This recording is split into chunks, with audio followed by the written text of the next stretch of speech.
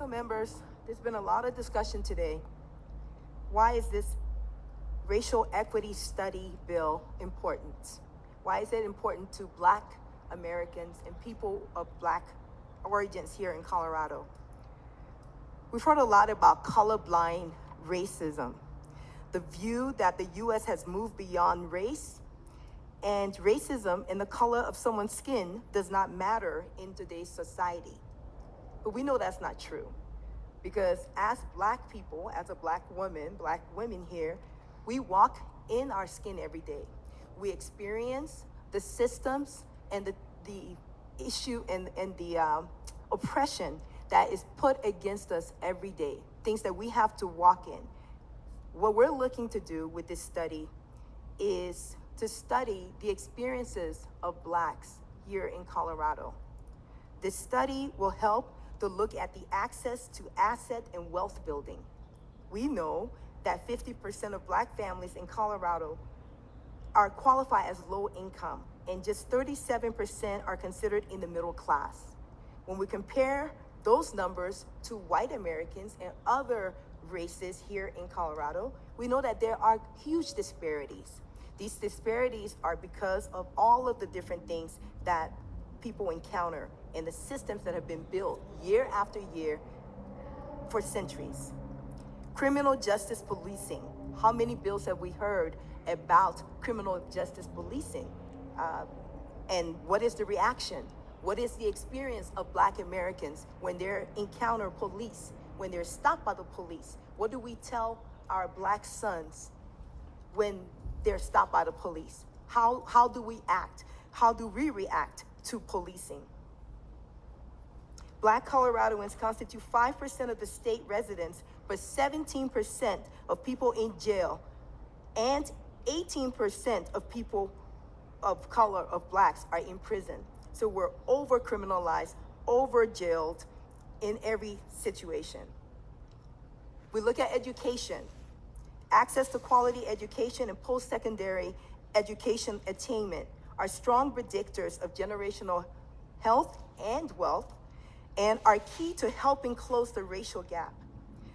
But in Colorado, only 25% of adult Black Coloradans have attained a higher education degree, certificate, or credential.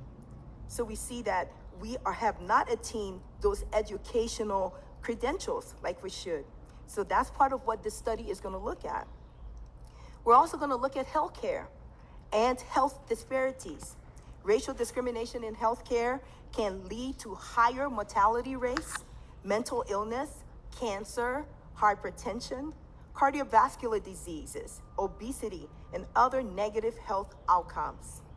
In 2021, 5.4% of Black or African American Coloradans reported skipping healthcare due to fear of unfair treatment, compared to 2.3% of white Coloradans. We know that during COVID, we also basically just busted this thing wide open and showed all of the disproportionately issues that impact Black Americans here. You know, no access to healthcare, no lack of access to food and quality food, pollution. All of those things are things that impact Black Americans more than other races here in Colorado.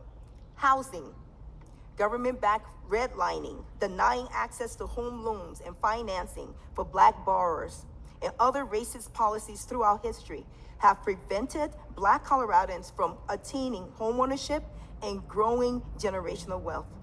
64% of our community were redlined in the 1930s and are primarily communities of color today, and are particularly vulnerable to gentrification and displacement.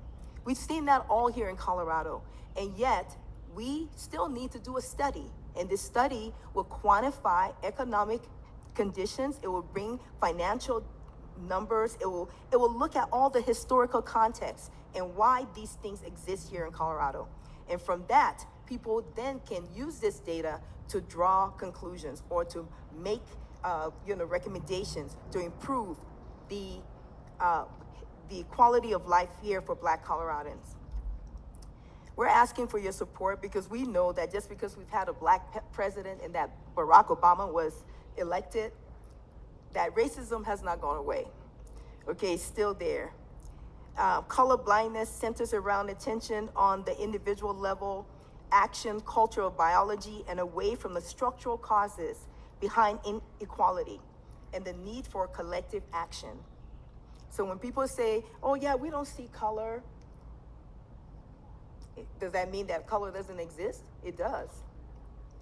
And you're treated because of the way you look.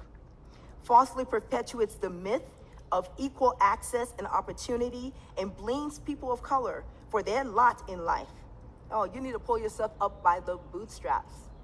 Okay, well, if you move the boots and people don't even have boots, I don't know how they're supposed to do that. But anyways, this study will help us to get some of those data points that we can use. I asked for your yes vote. And really, I just want to say that it's quite offensive for people to come and tell you about your experience. Every time you step into the well, every time there's something about race or related to your own experience, someone is telling you who has not walked in your shoes, who does not understand the context or what you have experienced in life. Please, if you have that expertise, put it in a book or something. But please, you cannot tell me as a Black person who lives in this body, who lives in this skin, what I feel or how I should look at something is wrong and offensive. Vote for this bill. Representative Harrod.